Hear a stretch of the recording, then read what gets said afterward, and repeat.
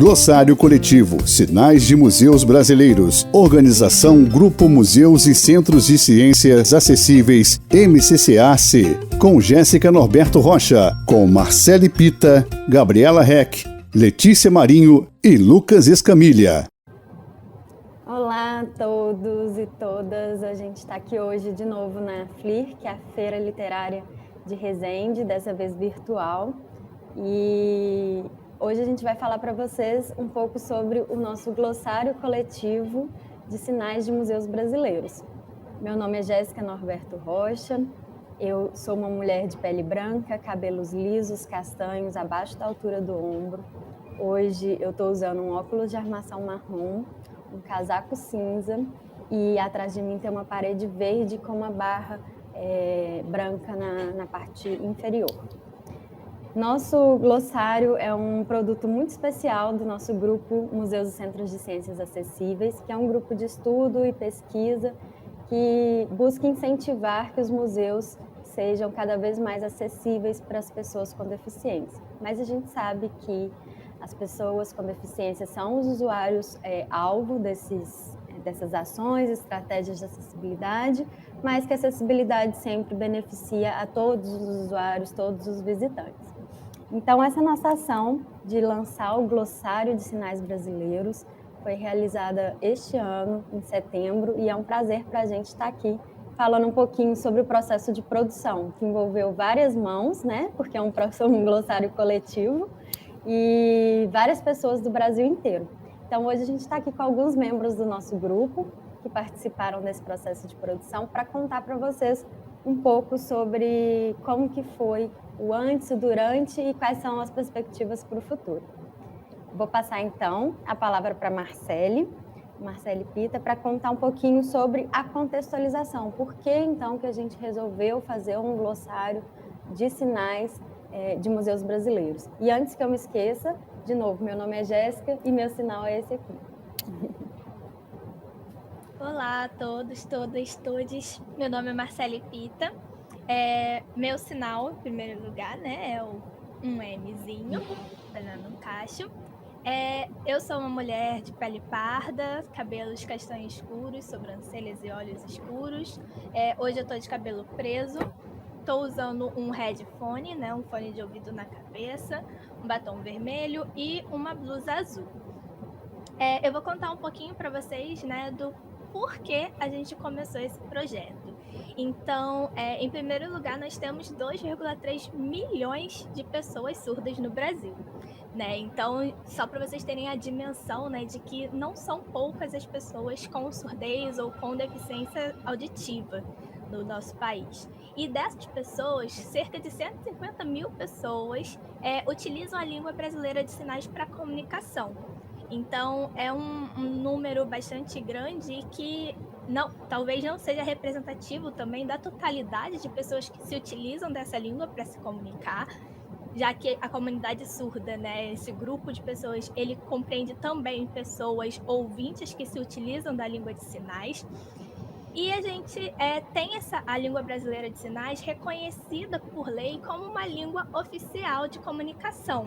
Então, ela é uma língua reconhecida, tem status de língua, então é importante a gente dizer que não é uma linguagem, não são gestos, não é mímica, é um conjunto de sinais que tem uma gramática, tem regionalismos, tem diversas diferenças, né, culturais e que compreendem, né, parte de uma cultura das pessoas surdas, né? Então elas se relacionam entre si e tem uma língua específica que é gestual. Então se utiliza do corpo, das expressões faciais e das mãos para comunicação.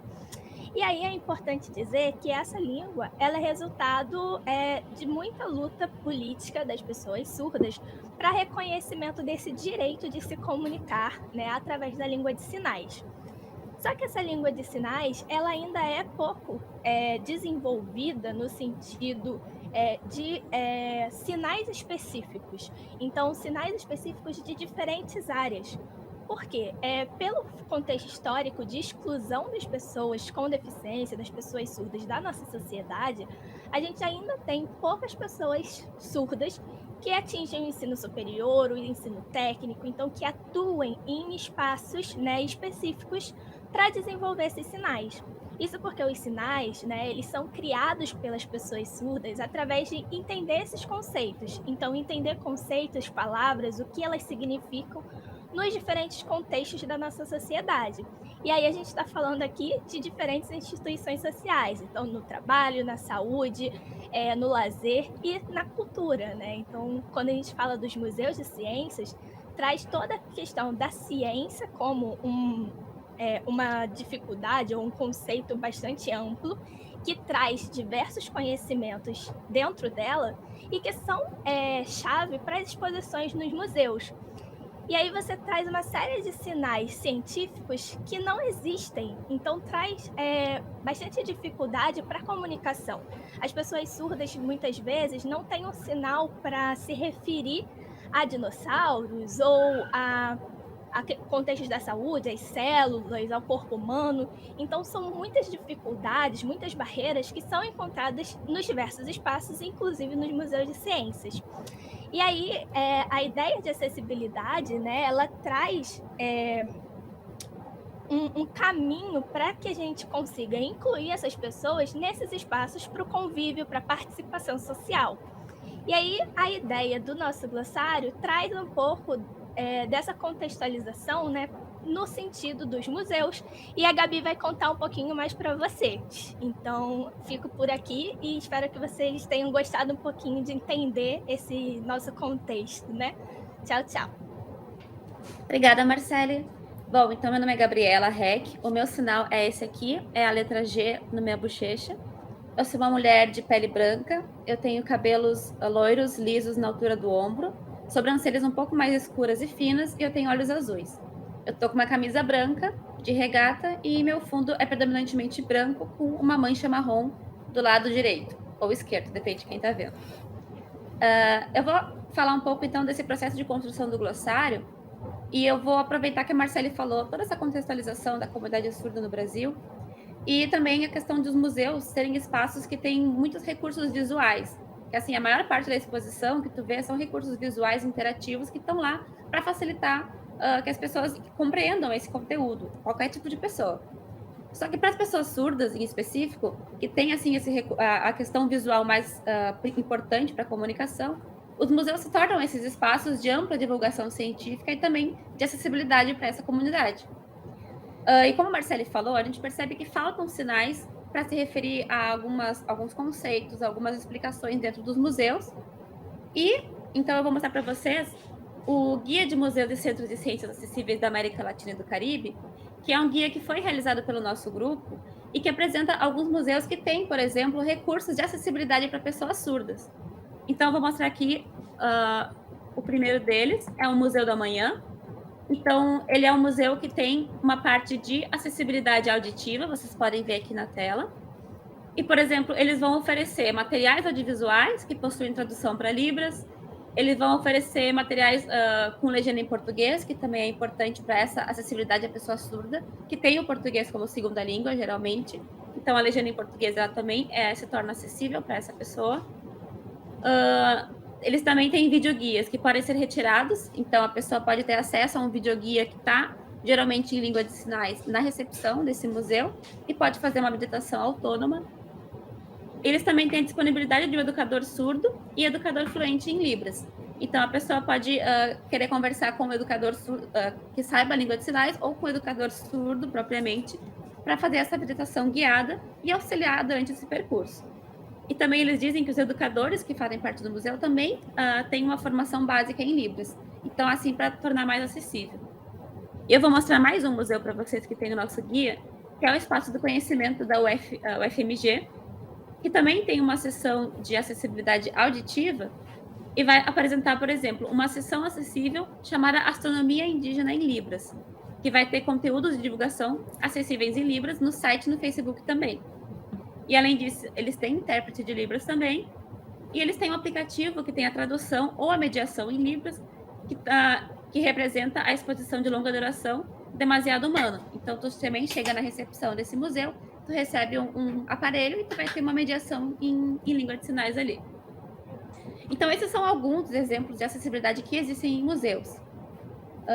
Mas a gente percebe uma outra dificuldade, que não é só a falta de sinais e falta de acessibilidade nos museus, que é a falta de sinal para se referir ao museu. Então, a pessoa surda que ela quer visitar um museu, ela vai ter que se referir a ele. Então, muitas vezes ela tem que fazer a datilologia de todas as letras do nome, então é museu, tal, porque esse museu não tem um sinal próprio para a instituição, ou porque, às vezes, ele tem o sinal, mas a comunidade surda não conhece esse sinal. Isso acaba gerando uma falta de representatividade da pessoa surda no museu, porque ela não sente que o museu se preocupa em ter um sinal para acolher ela. Então, a presença de um sinal torna esse lugar mais acessível. E aí, os museus, para terem o sinal, eles têm que ser batizados. E esse é um processo que a comunidade surda vai fazer para dar um nome, né, um sinal a esse lugar, a um lugar, a uma pessoa. Então, o processo de batizar, a pessoa ela tem que conhecer esse museu, conhecer a estrutura física dele, a estrutura externa, a estrutura interna, os conceitos que envolvem o museu. E com todas essas características, ela vai dar um sinal que representa aquele museu. Então, eu vou dar um exemplo de dois museus que estão no nosso glossário, que apresentam diferentes características em relação aos seus sinais. Então, o primeiro deles é o Museu de Tecnologia da PUC. Eu vou contextualizar e depois eu mostro o vídeo, porque esse museu ele tem um mascote que é o Eugênio, e o Eugênio é um lagarto. Um lagarto que é muito frequente nas praias aqui do Rio Grande do Sul.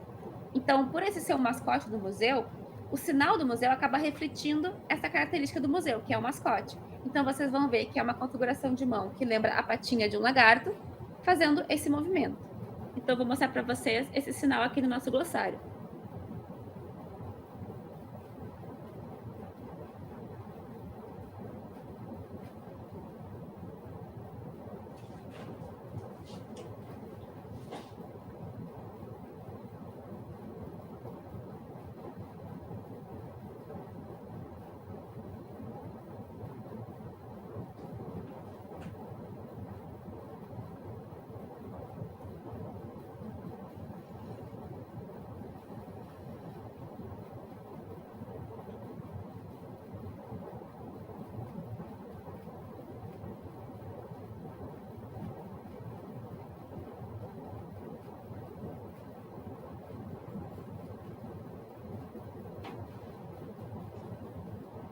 Então, esse foi o vídeo completo, assim, que mostra a pessoa também, ela se identifica, ela bota a localização de onde está esse museu e apresentou, então, o museu da PUC. E agora, um outro museu que também está no nosso guia, ele não vai se referir, por exemplo, ao mascote do museu, mas ele vai se referir à estrutura externa do museu. Então, esse sinal, ele vai lembrar a estrutura que vocês vão ver no vídeo, que é a estrutura externa desse museu. Então, ele é bem visual, assim, para quem vai visitar esse museu. Então, eu vou dar play nesse vídeo também.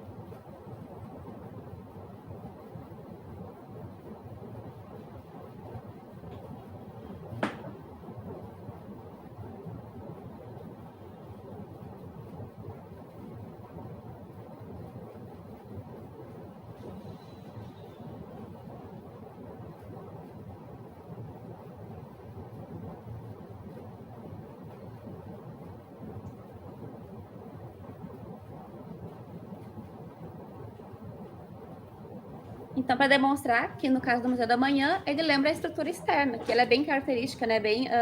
A arquitetura é bem específica desse museu. Então, são só alguns exemplos de como os sinais eles são dados para os museus em relação a essas características. Só um pouquinho que eu me perdi aqui. Então, a gente decidiu criar esse glossário porque a gente também lançou um livro chamado Acessibilidade em Museus de Ciências. Perdão.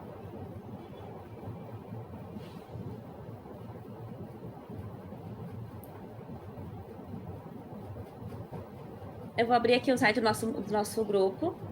E nós temos esse livro aqui, que é Acessibilidade em Museus de Ciências, Experiências, Estudos e Desafios. Esse livro, a gente teve a tradução de todos os resumos dele para a língua de sinais. Então, todos os resumos que estão presentes nesse livro estão disponibilizados no YouTube ou na página do grupo em língua de sinais.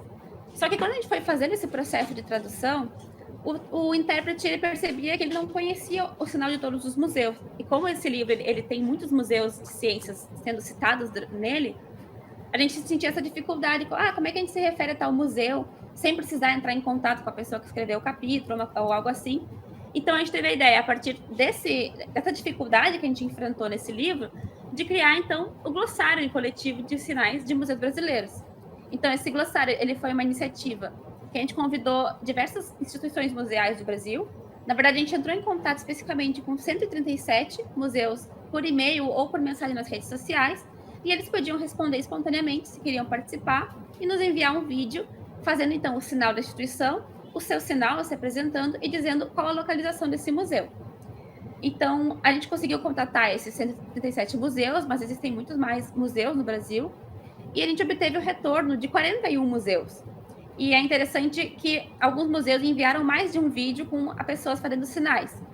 E os sinais eram os mesmos, né, da mesma instituição, e a gente pensou, vamos manter os dois, porque tendo esses dois vídeos, a gente consegue mostrar as diferenças de como a pessoa sinaliza o mesmo sinal, e também tem essa representatividade da pessoa que enviou o seu vídeo de forma voluntária para compor o nosso glossário.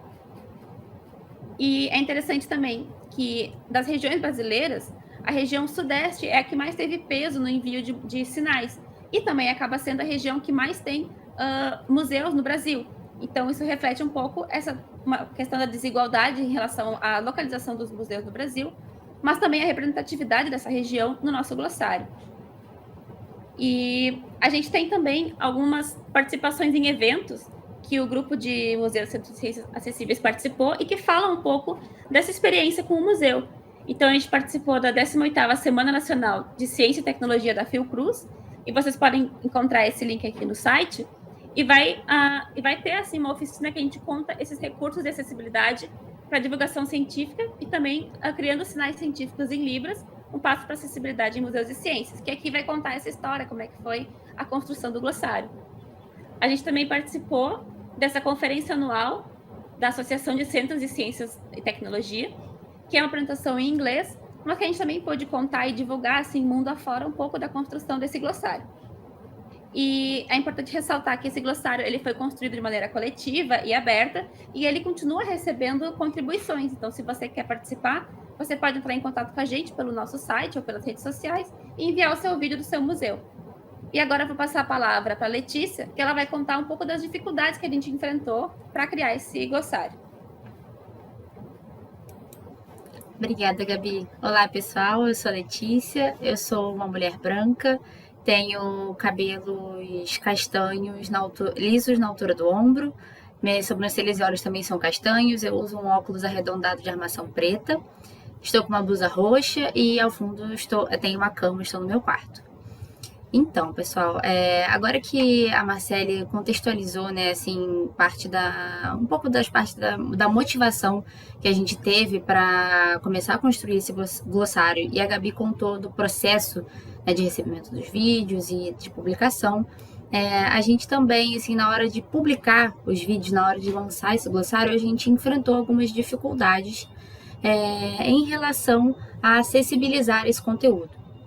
Porque a Gabi mostrou para vocês os nossos vídeos, os vídeos do glossário, e todos eles têm uma estrutura parecida. São vídeos totalmente sinalizados em língua de sinais, na língua de sinais, né, brasileira, Libras, e são legendados em português. Mas os vídeos não têm narração e não tem um áudio adicionado com a audiodescrição do vídeo. Então, o vídeo em si não tem a informação visual das características da pessoa que está sinalizando, do local que a pessoa está sinalizando, porque tem alguns vídeos que a pessoa está em frente ao museu, então pessoas com deficiência visual, por exemplo, que fazem uso da audiodescrição não teriam acesso à informação visual que estava ali e nem a característica daquela pessoa que estava sinalizando.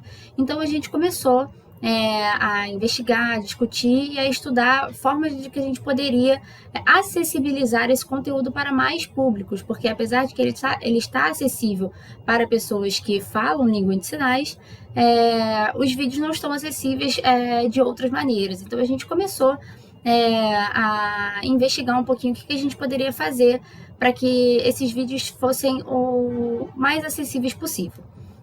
Então a gente começou o processo de audiodescrição desses vídeos. E o que consiste nisso, né? É um pouco do que a gente está fazendo aqui com as nossas características pessoais. A gente fornece uma informação textual ou auditiva daquela informação visual que está no vídeo, na foto, enfim. Então, a gente começou a criar um modelo assim padrão que fizesse sentido para os nossos vídeos e para que todos seguissem o mesmo padrão, para que fosse um pouco mais confortável para as pessoas que fossem acessar, né, muitos vídeos, para não ter uma estrutura totalmente diferente em cada um deles. E a gente começou a audiodescrever as pessoas que são as protagonistas dos nossos vídeos, né? As pessoas surdas, os intérpretes, os educadores museais que estavam fazendo ali os vídeos, que são os personagens principais. E a gente queria que todos pudessem ter acesso, né, a essas pessoas, assim como nós estávamos tendo. Então a gente começou a fazer a audiodescrição de cada uma dessas pessoas. E também tivemos o desafio de audiodescrever os sinais em Libras, que foi com certeza a parte... percebi que eu esqueci de mostrar para vocês o meu sinal. O meu sinal é com o dedo indicador fazendo o contorno aqui da bochecha. E com certeza acho que o maior desafio para a gente foi fazer a audiodescrição dos sinais, e o Lucas vai falar para vocês com mais detalhe sobre os desafios em si que a gente teve, né, para fazer essas audiodescrições.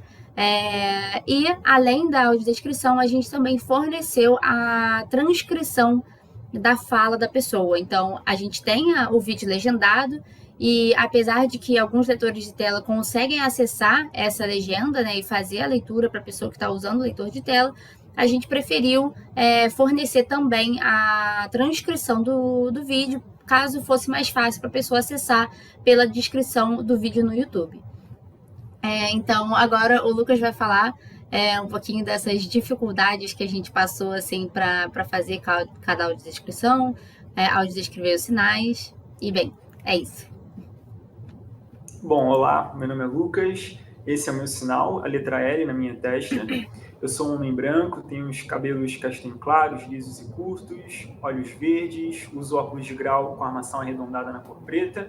Hoje eu estou vestindo também uma camisa verde. Bom, como a Letícia falou, os nossos vídeos contaram então com essa audiodescrição e a transcrição das falas de cada uma das pessoas em formato de texto, já que o nosso vídeo ele estava ali em formato todo, digamos assim, sem som, sem narração. Então essa audiodescrição ela ficou toda em formato de texto, e isso se deu principalmente a uma das primeiras dificuldades que a gente teve, que foi o grande volume de vídeos e um prazo muito curto para poder fazer essa acessibilização. A gente entende que esse não é o formato mais confortável, mais adequado, esteticamente não é o formato mais bonito, não é o ideal, o formato ideal de acessibilidade com audiodescrição, mas foi a ferramenta, o caminho que a gente encontrou para fazer essa acessibilização.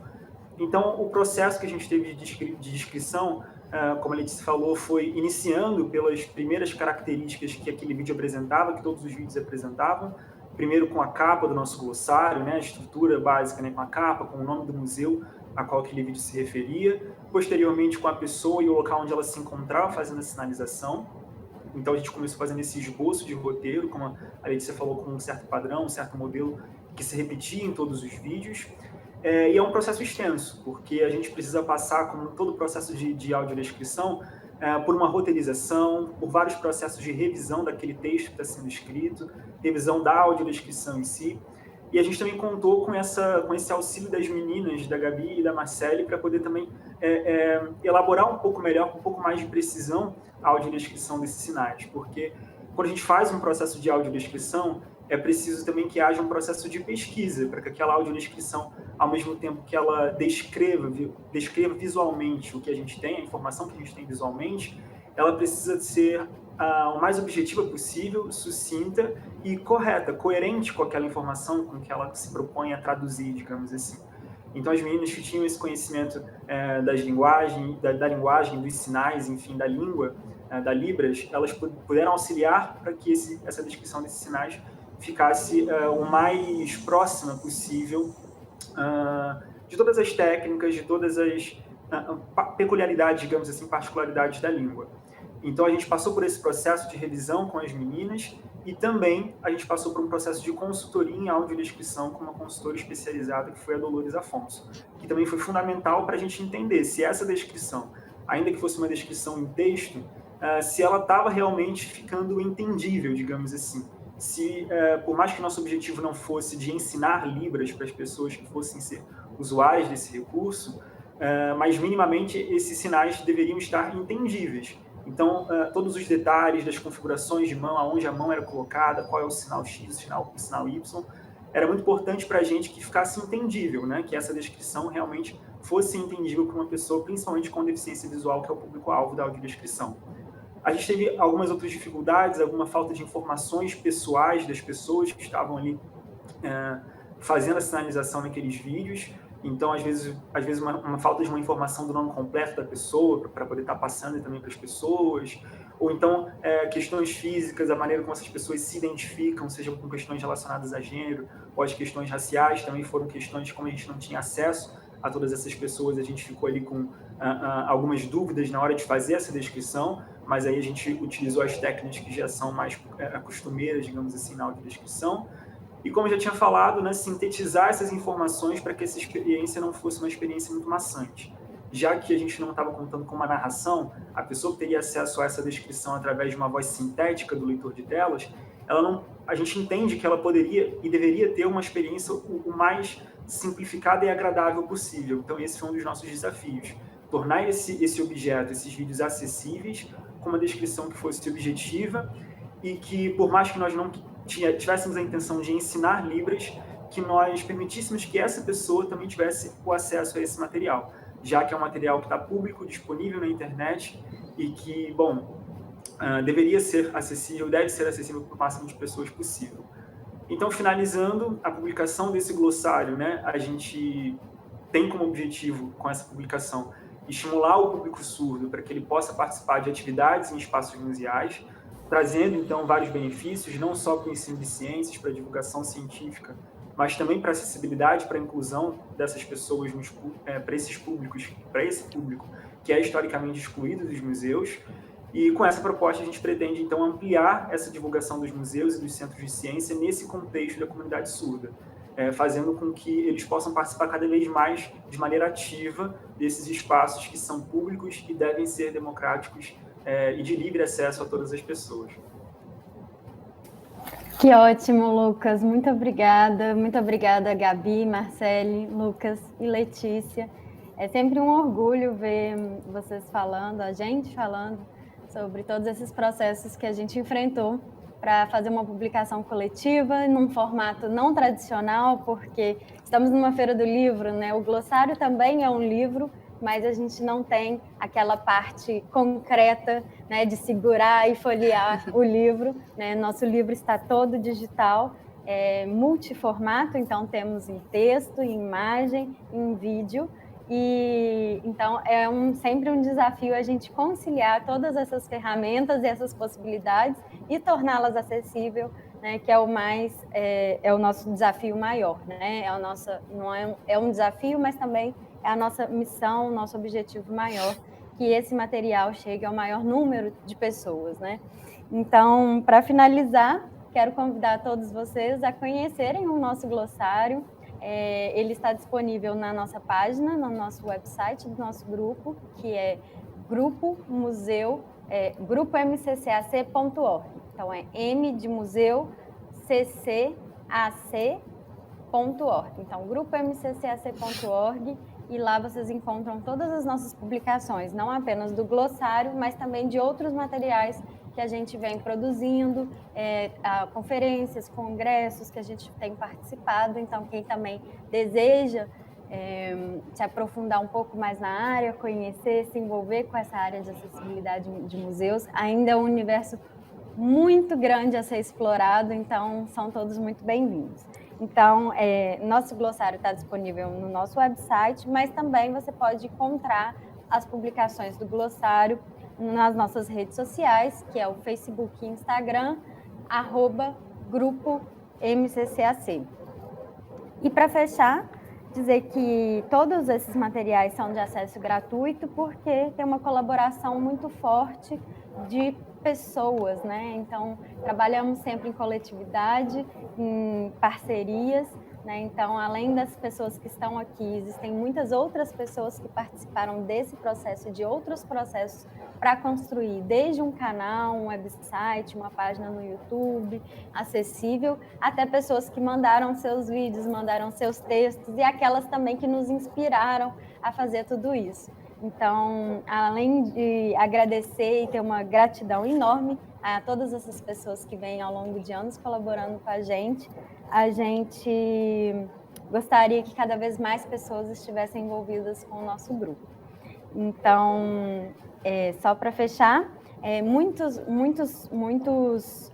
dos nossos materiais têm apoio da FAPERJ, que é a Fundação de Amparo à Pesquisa do Estado do Rio de Janeiro, e de outras instituições. Somos aqui profissionais da área de museus, da área de educação, que estão envolvidos com instituições de ensino, de pesquisa, né? Cada um tem a sua instituição. E também, se vocês quiserem conhecer um pouco mais sobre a gente, tem lá na nossa página um pouquinho sobre as nossas vidas, as nossas publicações. É isso, desejando um bom fim de ano para todos e um ótimo 2022, que seja melhor do que os últimos 2 anos. Vou finalizar esse vídeo. Um grande abraço e um beijo para vocês, se cuidem sempre.